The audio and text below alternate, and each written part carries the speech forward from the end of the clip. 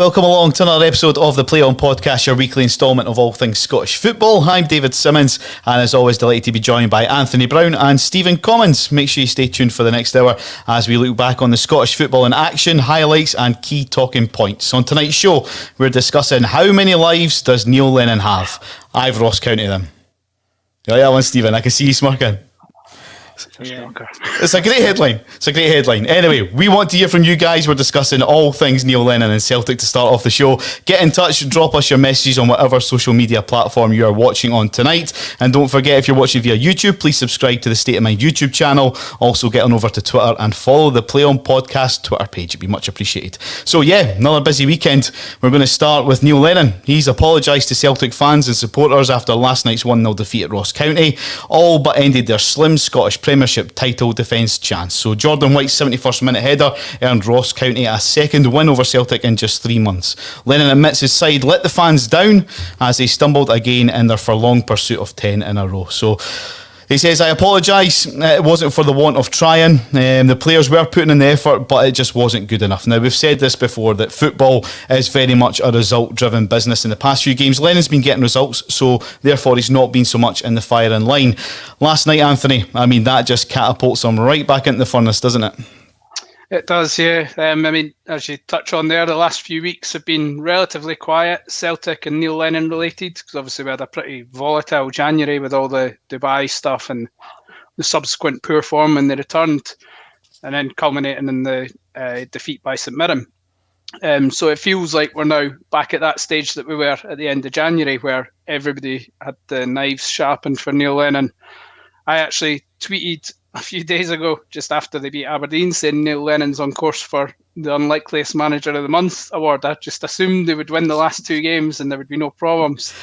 And then obviously last night happened. I didn't see that coming, I have to say. I thought Celtic had snapped out of their malaise in the mid-season, but obviously it's pretty concerning from a Celtic perspective that so soon after the recent slump they go and suffer another result against a team at the bottom of the league. So it's not looking... I mean, this is the situation Celtic and Neil Lennon are in. They can go on a run of form, but they're only ever one bad result away from utter crisis again. That's just the situation that's evolved because of the fact they've let the league slip and all the other stuff that's gone with that over the course of this disaster of a season.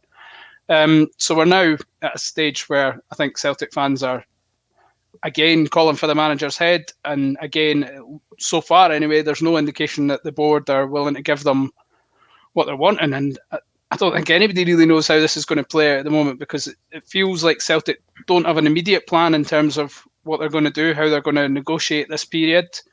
It's certainly, if you can, as a Celtic manager, get away with everything that's gone on this season, lose at home to St Mirren, hit rock bottom, or what seemed to be rock bottom, and then 3 or 4 weeks later lose away to Ross County, who are all at the bottom of the league at that time you play them, and still survive in your job, then it feels like you're bulletproof to an extent. I mean, I dare say Neil Lennon will get removed from his position at the end of the season if he doesn't go before then, but there is a feeling now that if he can survive what he's survived so far, there's every chance he will still be in a job, certainly at the end of the season, and then it will be a case of what happens thereafter.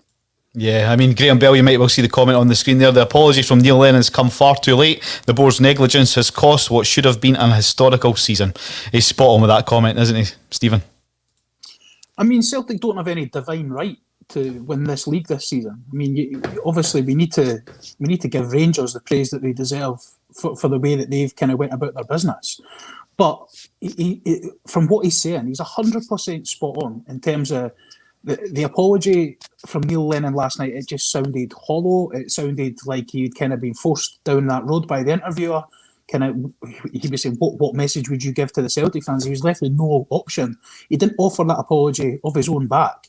It was kind of, all right, well, I suppose I better apologise to these fans. Like, if I was a Celtic fan right now, my anger, it's almost going to be like a scattergun approach, because you don't know where to focus the bullets to kind of go. Because are you angry at Neil Lennon, or are you angry at the people above him? The people above him, from my perspective, are as much, if not more, responsible for the situation that Celtic find themselves in just now, because they had the opportunity to fix this. They still do have the opportunity to fix it. and nobody is prepared to put their head above the parapet and make that decision. Peter Lawwell, people are just kind of assuming that they're not making a decision now because Peter Lawwell's handed his resignation in.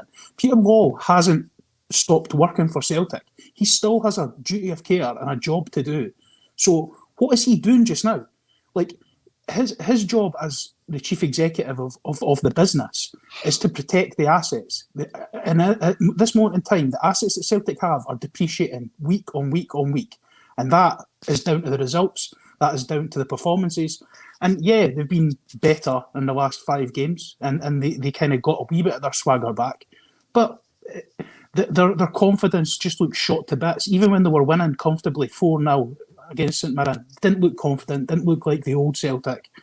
And that to me is down to the coaching. It's down to the manager and his backroom staff. And the fact that this board have not been prepared to kind of step in and do what was needed. If I was a Celtic fan, I would very much be aiming my anger at them. Yeah, I mean, Anthony, you touched on it, that you think that Lennon might well still be in charge until the end of the season, but do you think he'll be in charge next season? Change surely has to come.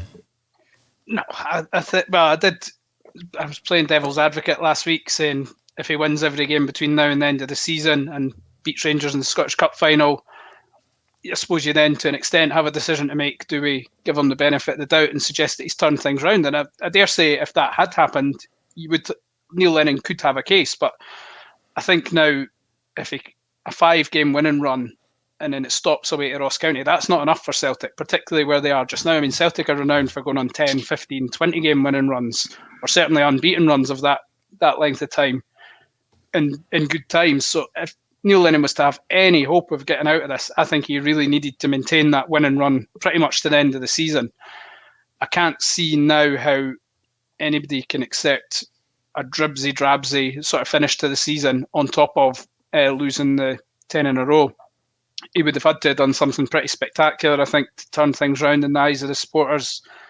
And I don't know how this is going to play out. I can't predict exactly how it's going to play out, but I think it's looking increasingly likely now that there will be a new manager in place next season. Who that is anybody's guess at the moment, because we just don't know when Neil Lennon's going to lose his job, when some sort of plan's going to come to fruition whereby they start the hunt for his replacement. I mean, there is nobody really obvious out there. I think that's the problem. There's nobody sitting there. I mean, Eddie Howe's the one that keeps coming up, and I dare say he'll continue to come up until somebody else hires him, which could happen between now and the end of the season. And then if that happens and Celtic have to go with somebody who's even less inspiring than Eddie Howe, then supporters will be angry that they didn't pull the trigger earlier and get Eddie Howe while he was available. So yeah, I guess that's a danger for Celtic, that if they don't act quickly, they're going to potentially miss out on options. Or it could be the other way, that they don't think there is anybody out there at the moment, so they're just sitting tight until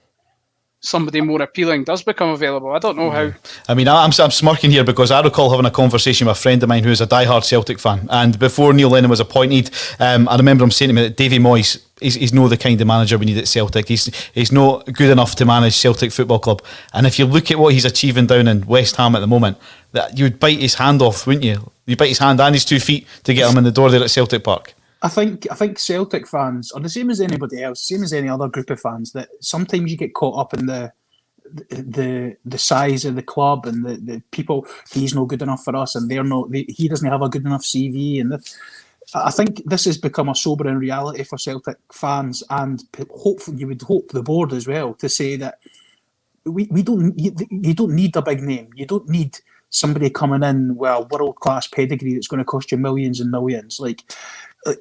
Take away his playing career. What had Steven Gerrard achieved? He was the Liverpool under-18s manager. He had done nothing. He'd done absolutely nothing in the world of management. Yes, he was a good player, a very, very good player, and yes, he had that reputation. But it just goes to show that, see, if you get the right person in and he is surrounded by the right coaching staff, because I think that's key to what Gerrard's done at Rangers, then it can be a success. Look at the last time that this happened, right? Rangers, 9 in a row. Walter Smith, absolute dominant.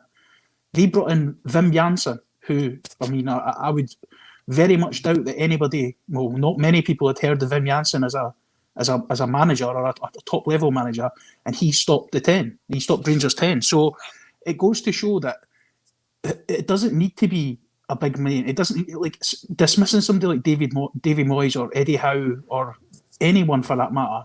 You need to look at all these candidates and say, right, what can they bring here? But not that I'm saying that Celtic and Bournemouth are the same size of clubs. But if you look at Bournemouth as an example, they got rid of their manager because they're trying to push to get back into the Premier League, and Frank Lampard was made the early favourite. John Terry was in the betting.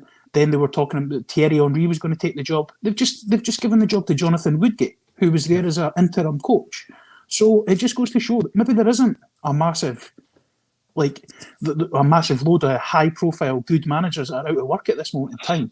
But they need to be more inventive. They can't just be looking at, has he played for Celtic before? Is he Irish? Those days are gone. You need to look further afield. You need to look at some of these young managers that are coming through in Germany and France and Holland. And Celtic are a massive, massive club. They can offer a lot of money. They can offer a lot of prestige to all these guys.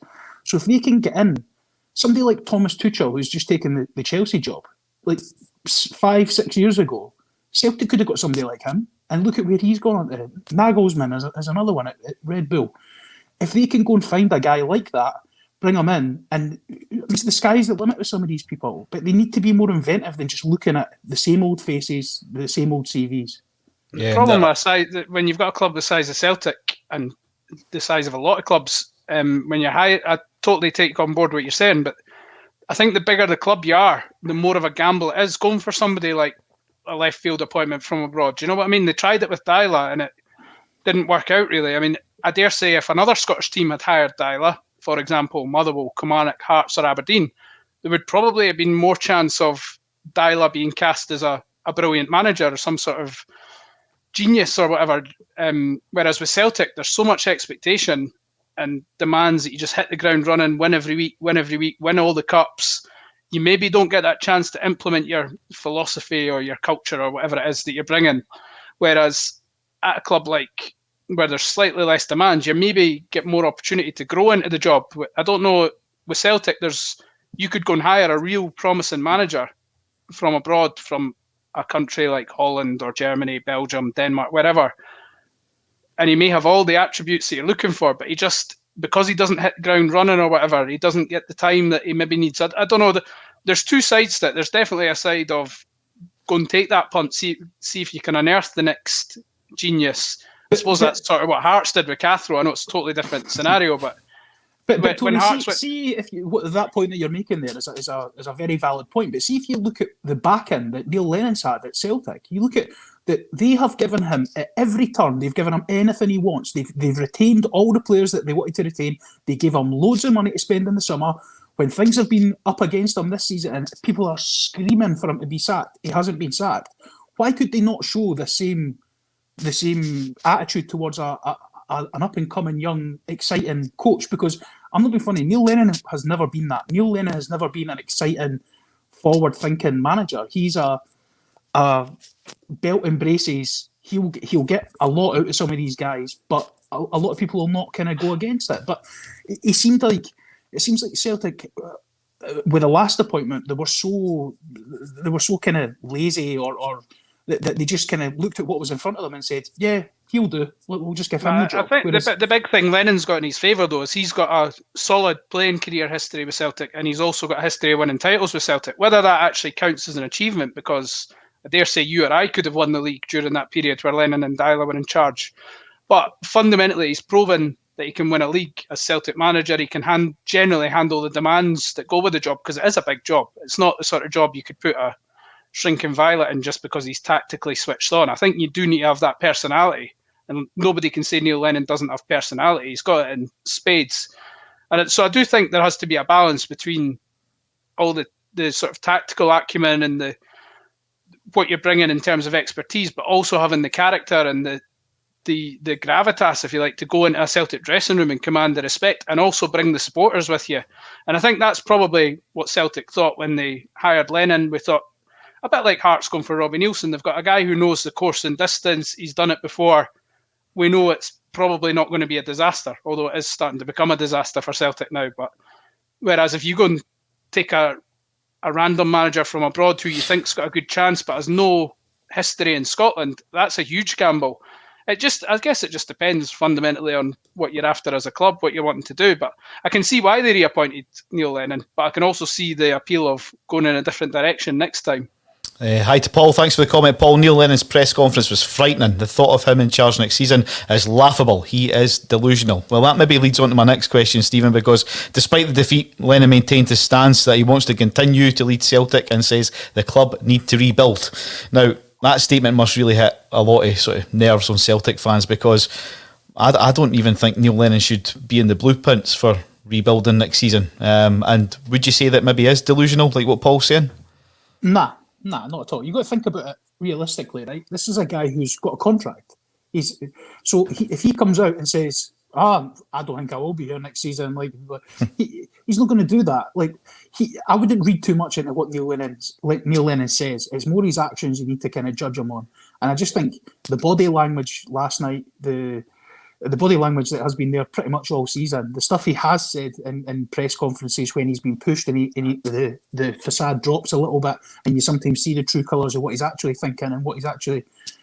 The fact is, he's got a 1-year rolling contract, which means if they sack him or they decide to get rid of him by mutual consent, he gets a load of money.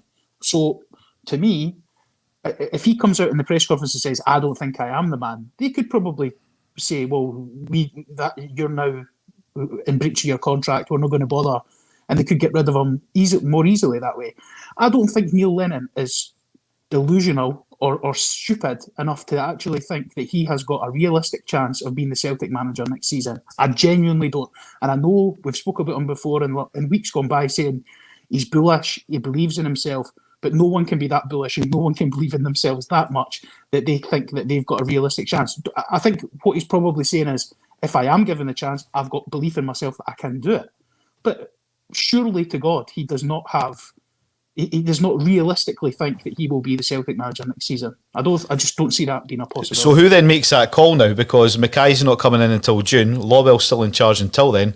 Who makes the call when the next manager comes in, when Lenny goes or when Lenny stays? Who makes that decision? This is what we spoke about a couple of weeks ago in terms of how they were going to proceed going forward. And to me, at that point, I said there was only two routes that were open to them. They either approach the SRU and pay Dominic Mackay out of his contract for the remainder of his contract and get him in now and get him to work alongside Peter Lawwell, make these decisions together, and Peter Lawwell can show him the ropes, which I think would be probably... there's maybe a reason legally why they can't do that. I'm not sure. The other option that they would have is to get a director of football. A director of football, I think Celtic are screaming out at this moment in time for a director of football, because this guy that's coming in has no football background. He's a businessman. So the fact that they don't have a Brendan Rodgers at the helm anymore, they don't have someone who they could realistically put the entire club in their hands, the football side of the club, in their hands and say, you run with this. They're now a club that are screaming out for someone who's got a bit of knowledge in that side of the game to come in and oversee these things. And if they can put a director of football in place in the next couple of weeks or months, then they decide who the manager is next season. And that's the only way I can see. Those two routes are the only two ways that I can see that Celtic can proceed. What's your thoughts on that, Anthony? Do you think that would be a good route to go down and appoint a director of football at Celtic? I think so, yeah. But again, who appoints the director of football at the minute with Law leaving? Obviously Dermot Desmond will have some sort of say in what's going to happen here, how this is all going to play out. I dare say if he wanted Neil Lennon gone, he would be gone by now. But Dermot Desmond, as far as I know, is a guy who doesn't pander to public opinion easily. He's not the sort that will be cowed into making a sacking just because the fans are protesting. There's obviously the chairman, Bankier as well. I mean, there's the board. Just because Lawwell's leaving, as Stephen says, it doesn't mean everything has to stop until the end of the season. So there is still scope if there's an appetite for change, but it strikes me as there isn't a massive appetite for change within Celtic at the moment. I mean, it may be that they've decided we're just going to let this run till the end of the season. I saw the guys I caught the Celtic State of Mind podcast last night after the game, and they were speculating about what they could do between now and the end of the season. Who could they give the job to? And I think the problem they've got is there's no obvious candidate to step up and take it. I mean, I would say John Kennedy, but the implication from the guys on the podcast last night was that there's not enough sort of trust that he could step up and do it any differently to how Neil Lennon's doing it. I don't know if that's fair on Kennedy or not, but that was what those guys were suggesting. And beyond that, I suppose you've got guys like Stephen McManus is involved. I think somebody even suggested Gary Caldwell as well. But I guess these guys have got, well, certainly Caldwell's got a bit of managerial experience. It might be worth just pitching him in until the end of the season just for a change of a new face. I don't know, just anybody with football expertise, I guess, at least just to remove the toxic aspect of having Neil Lennon there, which is acting as pretty much a lightning rod for all this anger among the supporters. So, I mean, I don't think there's anybody obvious there that Celtic fans are going to think, brilliant, he's in charge till the end of the season. But I guess just a change of face for the players and the supporters will galvanise, I guess, some sort of positivity within the club. The long and short of it is, though, like obviously you said there about Ian Bankier, like he's on, but the entire Celtic board have to take responsibility for this. If Peter Law is leaving and he's not prepared to make a decision, then Ian Bankier, like his statement last week, we touched on it. It was laughable. It was basically covering his own and the board's back by saying we did this, we did that. Like, look, there was no explanation of how things had gone wrong. All they were saying was, well, we've done all the right things, we've ticked all the boxes that we need to tick.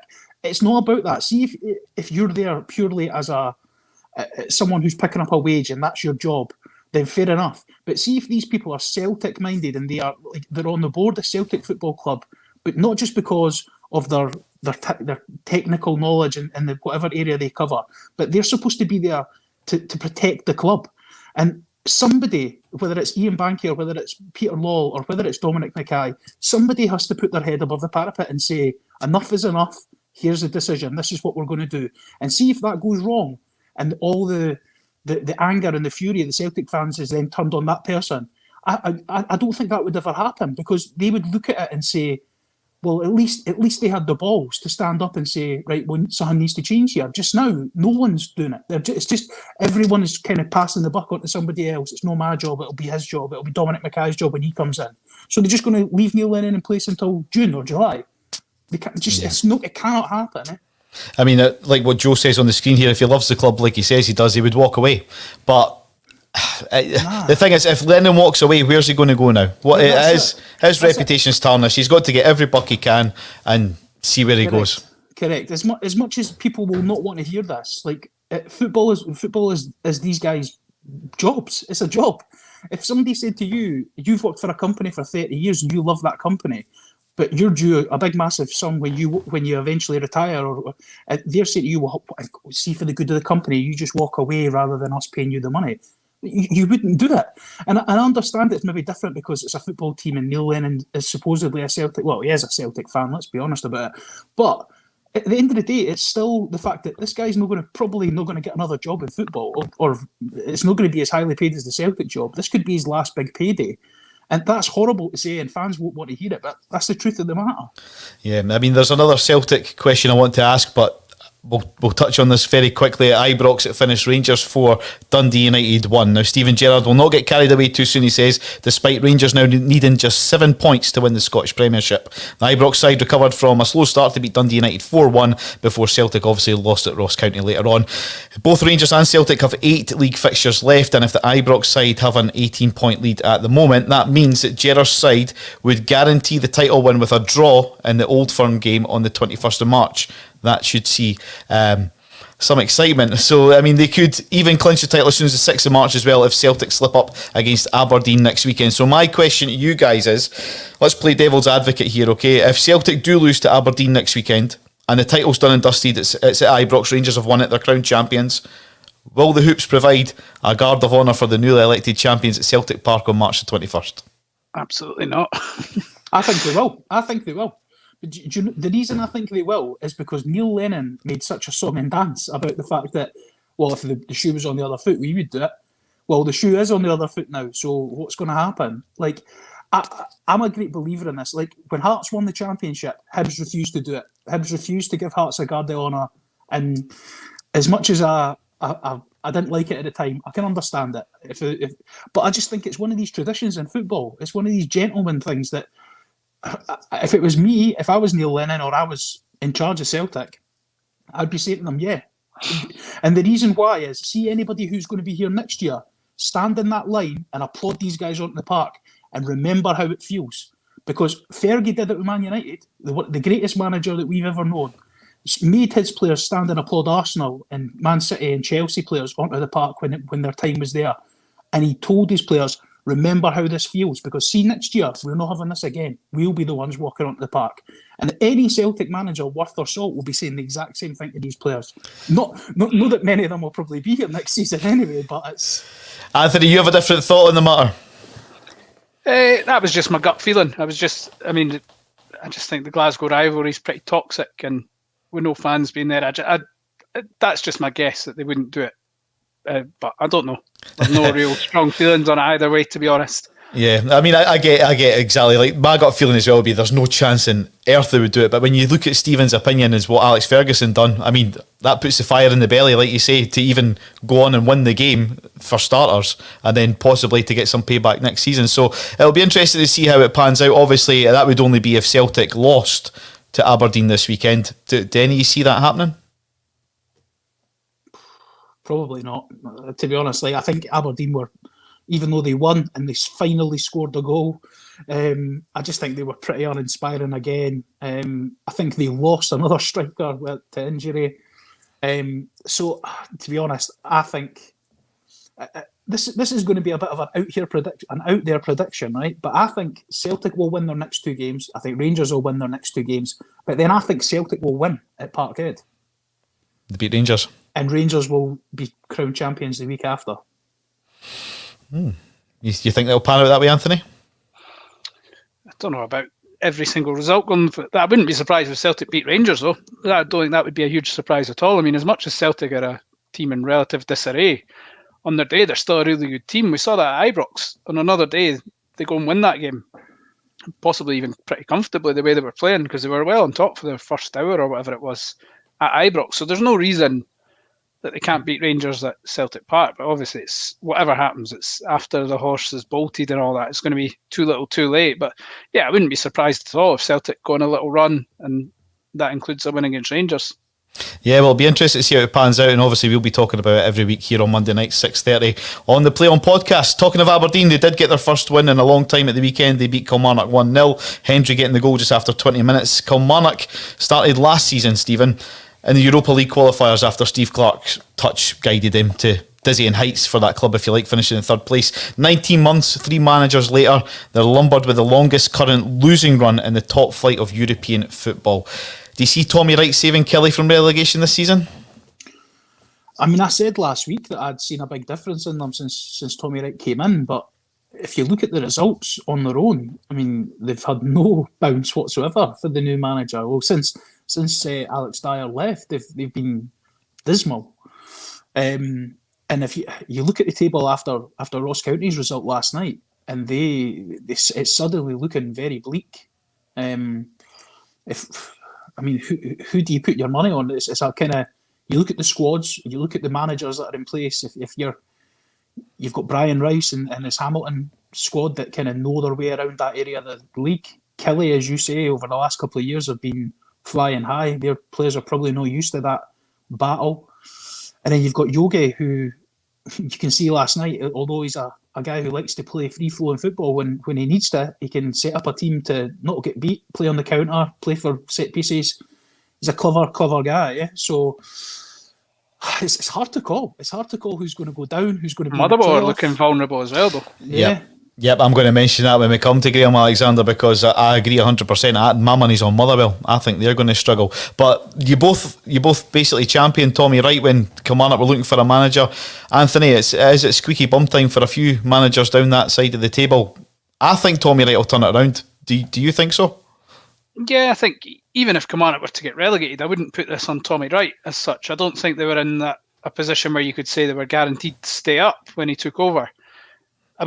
I made the comparison of Terry Butcher coming into Hibs a few years back to replace Pat Fenlon. Terry Butcher came in when Hibs were mid-table and got them relegated. I don't think Tommy Wright taking Kilmarnock down would be quite as big a calamity as that, because Kilmarnock were in a relegation battle before Tommy Wright came in. I think I still would expect just the presence of Tommy Wright to be enough to spark something out of Kilmarnock in the coming weeks and months, enough to get them away from certainly the bottom of the table. I'm not saying they've got enough in their locker to get away from the playoff, but I would be surprised if they finish bottom of the league just because of the Tommy Wright factor. But if they were to get relegated, depending on the manner of it, I wouldn't necessarily say that appointing Tommy Wright was a disaster or anything, because I would still fancy him to bring them back up. I think he's a good manager. He's been one of the best managers in Scottish football over the past decade, out with probably Derek McInnes. He's probably pound for pound been the best manager there's been in the last 10, 15 years in Scotland. And he's perfectly suited to a club of Kilmarnock's size, as he proved at St Johnstone. So I think Kilmarnock will stay up just because Tommy Wright's there. But if they were to get relegated, I wouldn't necessarily throw the baby out with the bathwater and get rid of Tommy Wright. No, I agree with that. Thanks to David Kelly for this message. Something we've touched on before.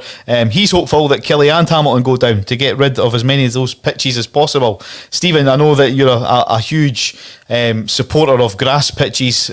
Do you obviously condone what David said? Because I can't quote you exactly from last week, but you said the sooner these pitches are gone, the better. Yeah, 100%. 100%. I don't believe there's any place for them at this level of football in Scotland. I just think they're terrible. They're no good. They do have an adverse effect on other teams, because there are players pretty much. I would guess in every squad in Scotland there are going to be players who have had ACL injuries in the past, and these guys are never risked on surfaces like that. I remember Stephen McLean when he was at Hearts he never played on them. I don't think Stephen Naismith plays on them. And as I say, every club will have guys like that who maybe will go and play, but it's always in the back of their mind. So as much, I have nothing against Hamilton or Kilmarnock as clubs, but yeah, I agree with that guy's point. I think David had a good point there, and yeah, 100%. Moving on to the capital, finished Hibs 2, Hamilton 0. Hibs made it 4 Scottish Premiership wins in a row, with Aki's playing 78 minutes, a man down on Saturday. Hibs remain in third place. Anthony, I think I've asked you this question before, but it's getting closer and closer at the end of the season. Do you see Hibs clinching that third spot of the league? Yeah, they're looking really hot for it now. I mean, I had my doubts about them earlier in the season. I thought they might have just been going through one of those periods that clubs often get, where they hit a bit of a purple patch in the early period of the season, and then they eventually run out of steam and it all becomes a bit inconsistent. But Hibs had their dip around Christmas time, and then obviously they lost the semi-final a month or so ago, and it looked like that was them, the wheels coming off a little bit. But since then they've been absolutely brilliant in terms of their consistency. Some really good wins, just consistent. You just trust them to see out wins, and that's very un-Hibs like. You see Hibs at home, Hamilton. In years gone by, that would have potentially been a difficult game for them. They might have slipped up, drawn 2-2 or whatever, but you trust them to get the job done at the minute. And I think that's testament to what sort of team they've got at the minute, the manager they've got. He's very understated, Jack Ross, but he's certainly getting a tune out of them. I mean, they're on course for their best season of the 21st century if they keep this going for the next few weeks. They're 5 wins away. There's 9 games to play, and if they win 5 of them, they'll equal their record points haul for a 3 points for a win season. That was when Neil Lennon was in charge 3 years ago. They got 67 points. And if they win the next 5, or they win any 5 games from their last 9, they will equal that. If they win 5 and take any more points, they'll post their record points tally. And obviously they're looking really good for their first third place finish in 16 years. So when you put that together, first, third place finish. I mean, they're not there yet. Of course, it could still all go wrong in the coming weeks, but I don't think anybody really anticipates that happening. If they finish third and eclipse that 67, or even match that 67 points, it's an absolutely brilliant season. And it doesn't feel like it has been a brilliant season. Do you know what I mean? It's not had that, possibly because there's no supporters in the stadium, and because they've had these 2 big semi-final defeats against Hearts and St Johnstone that have sort of tarnished things a little bit. But it doesn't have the same feel as a Tony Mowbray season or even that Neil Lennon season. But the fact is, Hibs have been more consistent up to this point than any other point in the last 20 years and beyond. So Jack Ross, when you consider what he picked up, where Hibs were, 15, 16 months ago when he replaced Paul Heckingbottom, Hibs were in a relegation battle at that point, and they're now almost certainly going to finish third, barring any late collapse. It's a phenomenal turnaround. Yeah, I mean, there's been a bit of controversy developed from Saturday's game. I don't know if any of you read this, but the Scottish FA have launched an investigation after it emerged one of the assistant referees for the Hibs-Hamilton game should have been self-isolating. Graham Stewart, along with David Room and Bobby Madden, oversaw Panathinaikos against Olympiakos in Greece last weekend. Room tested positive for the COVID-19 virus, and although Stewart and Madden have returned negative tests since returning, the SFA apologised to Hibs and Hamilton the day after Saturday's match. Madden was was withdrawn. Can you read my own writing? He was withdrawn from the Ross County game with Celtic on Sunday, but Stewart had already officiated at Easter Road by the time this had all happened. Now, to put my serious hat on for a second, I know we can all laugh and joke, we're trying to prevent a global pandemic here, right? So from spreading the virus from this, that to the next thing, the grand scheme of things, that takes priority over a game of football, doesn't it? But why on earth are we flying 3 Scottish officials over to Greece to oversee a match during this global pandemic? Someone tell me otherwise why that's been done. It's just, why are we flying Rangers players to Belgium to play in a game? It's the officials have the same job as the players do. They've got the same. It's not like back in the day where all these officials were like. I suppose what you could have said was, if you could have got someone from a closer country, or I don't know, but I think the fact that this one was for a domestic match, though, wasn't it? This one was for a domestic match in Greece. Yeah. Why was it a domestic match in Greece? I don't know what the exact ins and outs were, but it seems very odd to have called a Scottish referee and team over to Greece in the middle of a pandemic. But no, I mean, if it was for just a European game, then fair enough. But the fact it's a game, I don't. It just doesn't make sense. Like I say, the grand scheme of things, we're going through a global pandemic here. We're trying to get the numbers down, if you like, so that we can get back bums on seats in stadiums to enjoy football. Like we say, why are we flying a team of Scottish referees over to Greece to officiate a game when one comes back and tests positive now for COVID-19? In that case, I take back everything I just said. In that last, I would like to take back the word subsequently. I can't say it. Subsequently. Aye, that's it. No, I mean that doesn't make any sense at all. In respect to the SFA, I still find it hilarious that the SFA came down so hard on the likes of St Mirren and was it Motherwell? No, Hamilton, Motherwell, whoever it was, Kilmarnock. That's who it was. Kilmarnock. Yeah, they came down so hard on them, and then since then the SFA themselves have had breach, and now they're just sort of going, oh God, sorry again, guys. It's these things are no massive deals. At the end of the day, the guy came back with a negative test, so yeah, he needs to isolate. Fair enough. I don't think there's any harm being done. But that's not really the point. As you say, you're putting yourself in unnecessary risk categories when we are so close. I mean, look at the announcements that were made today. We are so close to potentially getting fans back and getting people allowed to play football at lower levels again. And you just want to be doing everything, keeping your nose as clean as possible, and that goes for everyone, including the referees, the players, the managers, the coaches, everyone. Yeah, no, absolutely. Moving on to the game at Fir Park on Saturday, it finished Motherwell 0, St Johnstone 3. Motherwell have now lost 2 games in a row with an aggregate scoreline of 7-1. On Saturday, it left them 5 points behind their Perth opposition in 9th place in the Scottish Premiership. Now, we didn't compete at the right level, says manager Graham Alexander. We didn't pass at the right level. We didn't run at the right level. It's a bad combination when you're going into competitive games against a good team, and we didn't show any of the things we needed to win the game of football. Now, Graham Alexander, he's not gone off to the best of starts. We touched on him slightly earlier on, Anthony. He's not got off to a great start at Motherwell. Do you think he's just hoping to survive this season, stay in that league, and then do a full rebuild for next year? And that has to be the objective for Motherwell at the minute, just to stay in the league. They've had such a proud, unbroken run in the Premiership, in the Premier Division, whatever it was, throughout the years. So they'll not be nobody wants to get relegated, but particularly a club like Motherwell, who they're not necessarily one of the big city clubs, but they've had such a good run of not being outside the top flight. So it would be a real shock to the system for them if they were to get relegated. And they've done so much right over the last, for a long time. They're just generally seen as a well-run club who often punch above their weight. And it's quite surprising to see them down there in this predicament where you're genuinely thinking they could really drop out of the league at the minute. I think the worry for Motherwell this season is not only their own predicament, but the fact there's nobody else that looks like they're going to be cut adrift. Often you'll get seasons where one team is just so hapless that you can be pretty mediocre yourself because you know the other team's so bad they're going to save you.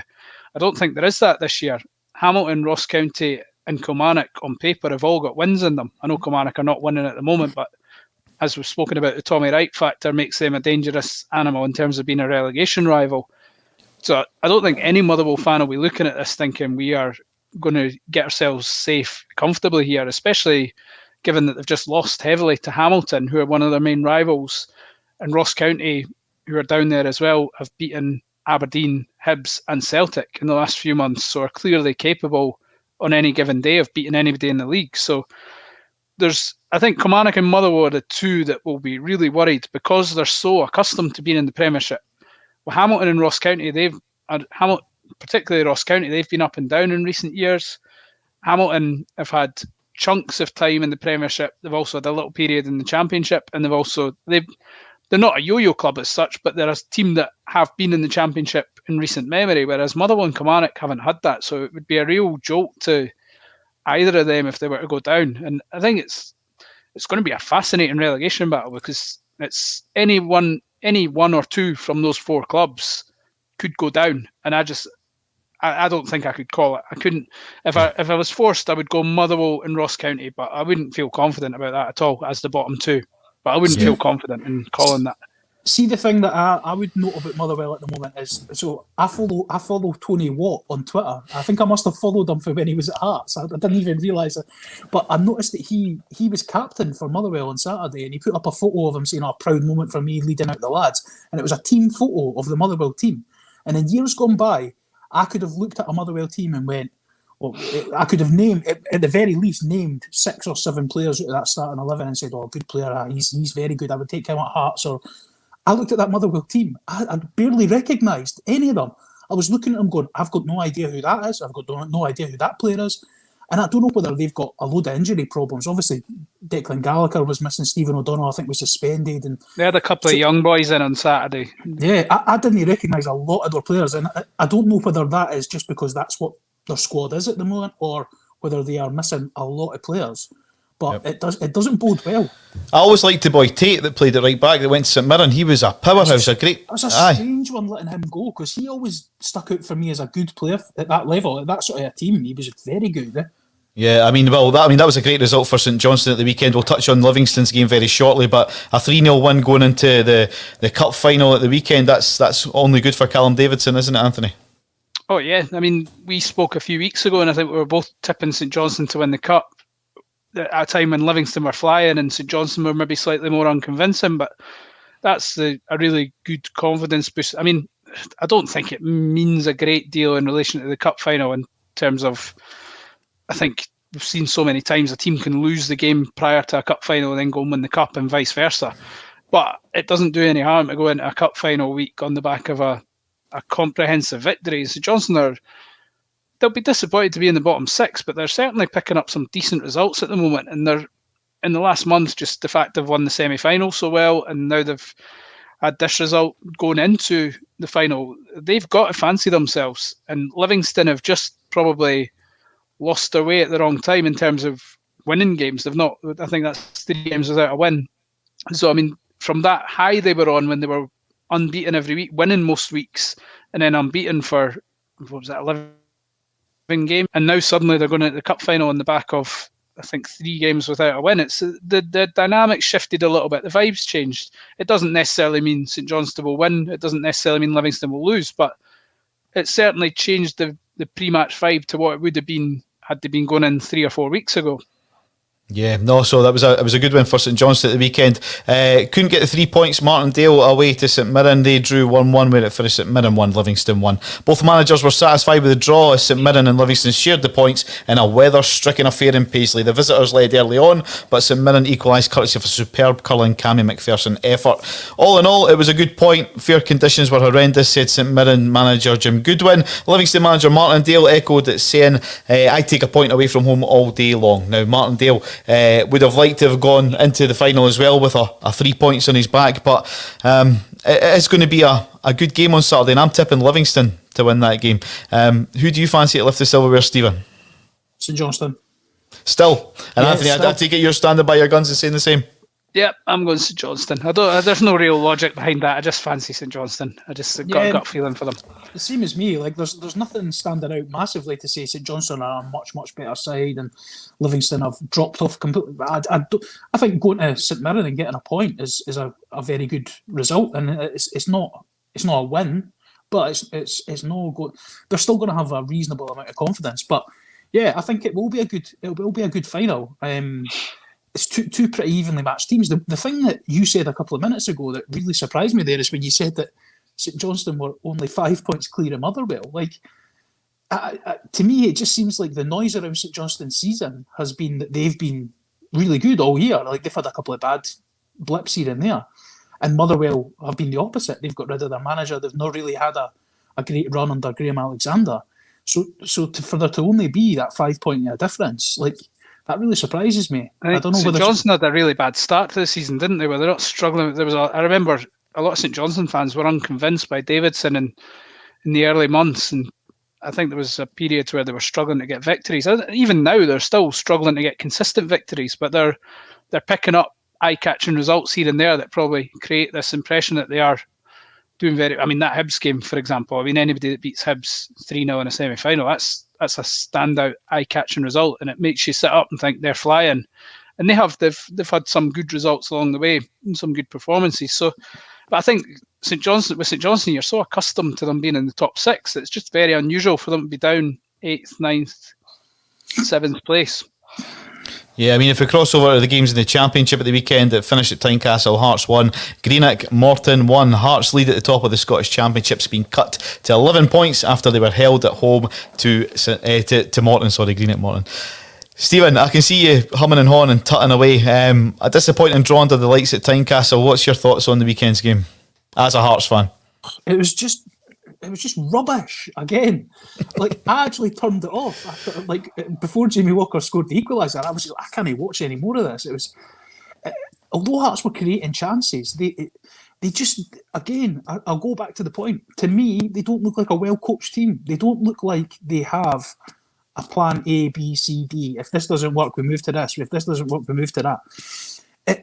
I just think that Robbie Neilson and his coaching staff seem to have got a system which in some games have worked, and in some games they've managed to score a hatful of goals, but they just don't seem to be able to move away from that system. Like, there are some games that are just not suited to playing with the two holding midfielders, the three kind of attacking midfielders, because I'm not going to say they're wingers, because I've still yet to see Gary Mackay-Steven take on a player and get a cross in the box.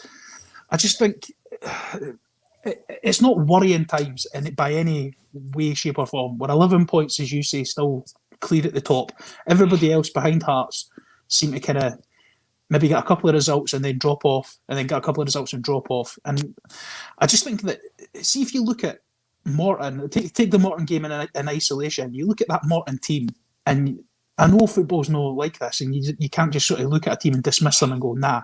But they had a team of absolute nobodies, just people who. This is a squad of players who have lost their captain. They don't have a manager. The guy who runs their team is their fitness coach. They don't have a goalie on the bench. But what that guy has managed to do is managed to galvanise these guys into a group, and I just don't see that with Hearts. I don't see them working as a cohesive unit, and it's been like that for on and off. Take away the odd performance, 5, 6, 7 weeks, 8 weeks.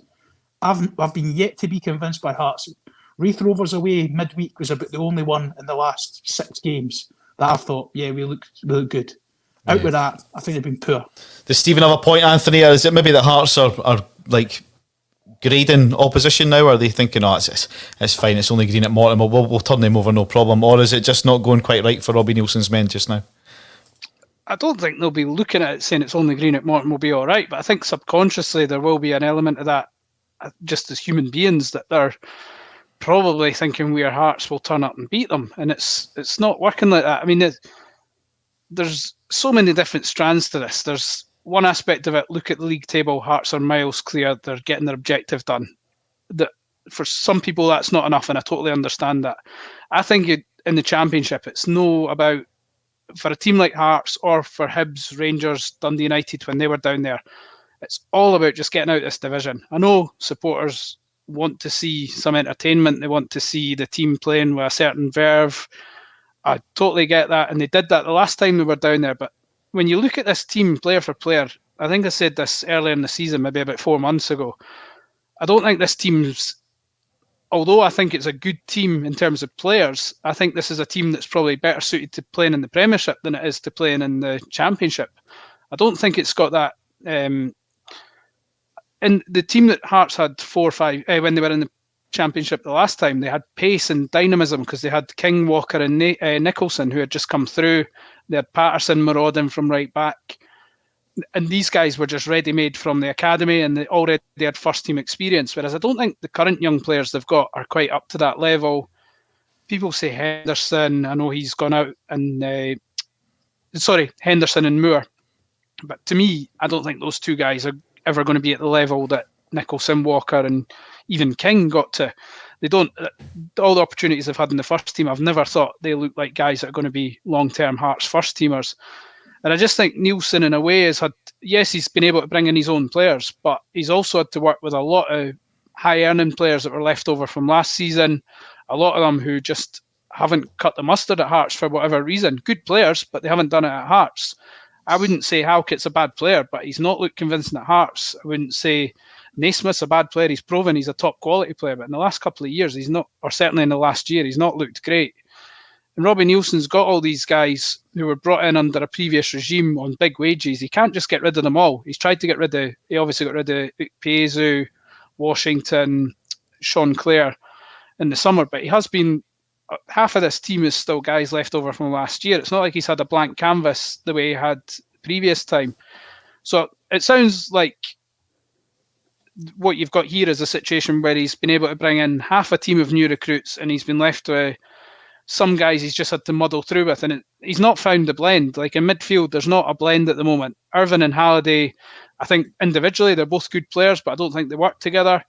Equally, Peter Haring's not looked the player that he did before his injury troubles.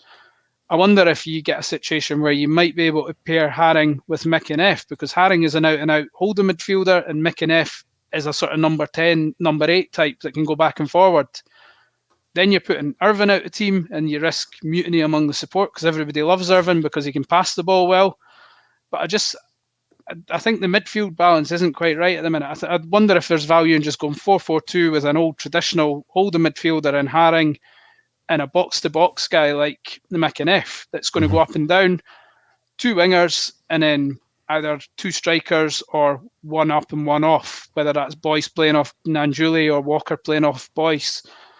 But I don't know, that it just feels like there's certain areas in the team that just aren't quite balancing right. Obviously, the centre-back pairing, that's at the moment, that's all up in the air. Halkett and Popescu don't look convincing. I think enough people have voiced concerns about Christoph Berra in terms of whether he can be a long-term option. I don't think he is going to be a long-term option. So certainly the centre-back area of the team, centre midfield area of the team, and the wide areas of the team need address. But I think so the keeper's fine then. The keeper's fine. The fullbacks are fine. The main striker, Boyce, is fine. And I think within that, you've got Nanjuli, you've got Walker. I still think Halliday will be a good player in the Premiership, although he's looked pretty underwhelming in this league. I think he'll be a good player in the Premiership when you maybe have to do a bit more defending. But he's one of these players that when you've got the ball all the time, he just doesn't look like he's able to influence the game much. And I wouldn't say that's a slight on Halliday. It's just the nature of the beast that Hearts have the ball so much against teams that are sitting in. And Halliday isn't that sort of player that's going to break teams down on his own. He's not that. Irvine passes the ball. He can break a team down playing that way. So you can see why he sticks out a wee bit in certain games. I think Hearts have got good players. I don't think they're going to need this massive overhaul that everybody's predicting. But right now, the blend isn't quite right for looking flamboyant and being exuberant. But fundamentally, they're miles clear at the top of the league. They're scoring lots of goals. So I wouldn't be overly concerned at the minute. I don't think this season will necessarily equate to Hearts struggling next year. I think Hearts going up with the guts of the squad they've got now and adding a few quality players over the summer, will be fine next year. I know a lot of people disagree with that, and I can see why, but my gut feeling is there's a lot of good players at Hearts, and they just need a couple of nuts and bolts added in to get them motoring as a unit. Yeah, I think you answered David Kelly's post here about what's the opinion on Neilson.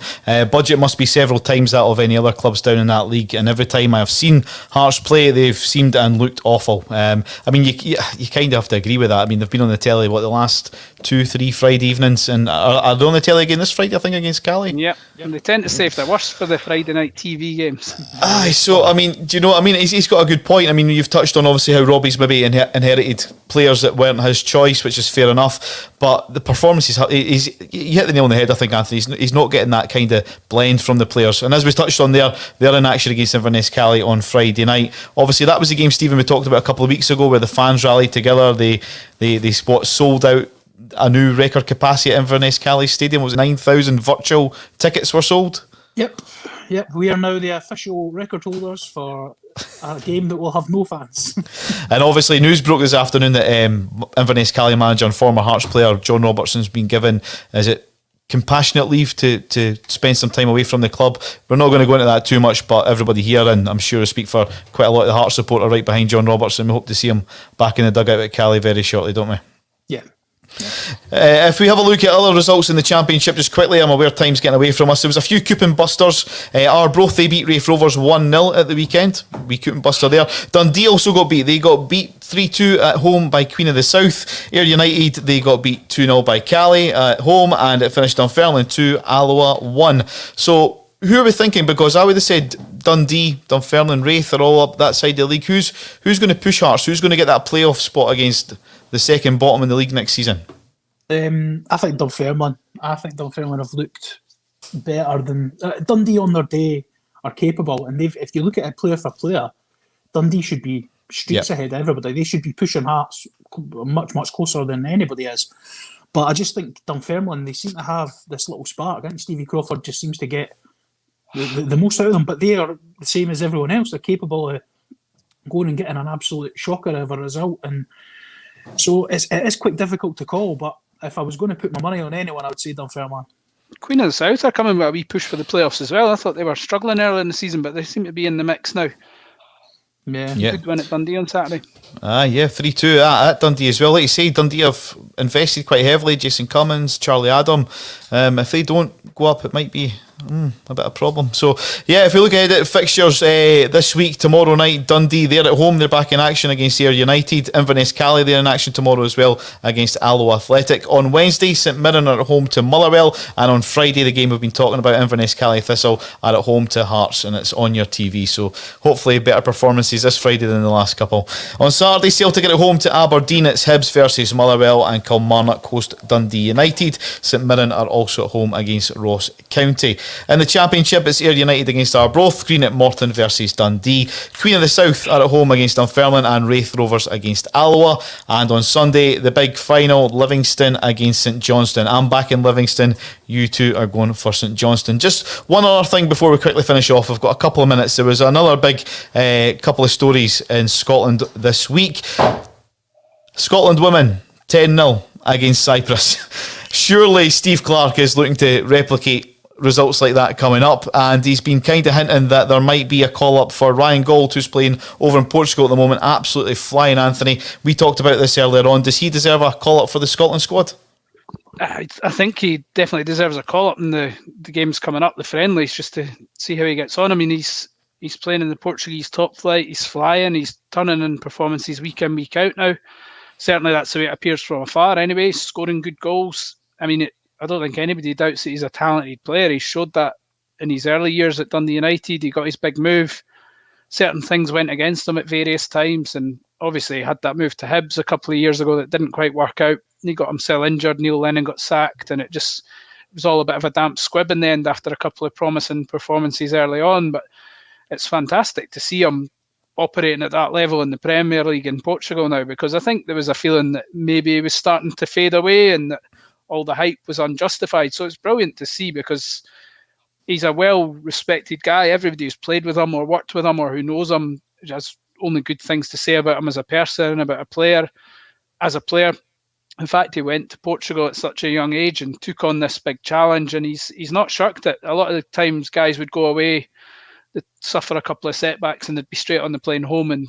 But he came back to Hibs for that short-term period. But apart from that, he's never looked to come home. So fair play to him. It now looks like things are starting to come to fruition for him, and I think he's definitely earned the right to a call-up for the friendly games. And Scotland aren't exactly crying out. They're not exactly overloaded with in-form attacking players at the moment. So I would say there's definitely an opportunity for him to force his way in time for the Euros. Yeah, absolutely. Stephen, just quickly, who else would you call up at this time? I know I've put you on the spot a bit, but maybe Billy Gilmore? I would say Turnbull before Gilmore. Turnbull deserves a call-up. Just like I think he's been the one shining light in a reasonably poor Celtic team all season. So, I mean, if he's not in the next squad, I don't know what Steve Clarke's been watching. But Billy Gilmore, I'd probably bring him in just to sort of see what he's like in and around the group. He's not really playing much at Chelsea, which is the only problem you've got. The only other thing I would say, and I think Steve Clarke did touch on it, is I would move McTominay back into midfield because he's absolutely flying at Man United in midfield. So you're maybe going to have to try and look defensively who else we can maybe try and wrangle in. It's time to get Craig Levine's private investigator back and see who's got Scottish grannies. Well, time's flown away from us. It's the quickest hour in the week. Join us same time next week, 6:30, for another instalment of the Play On podcast. On behalf of myself, Anthony Brown and Stephen Commons, thanks for watching, thanks for all the comments, and we'll see you again same time next week.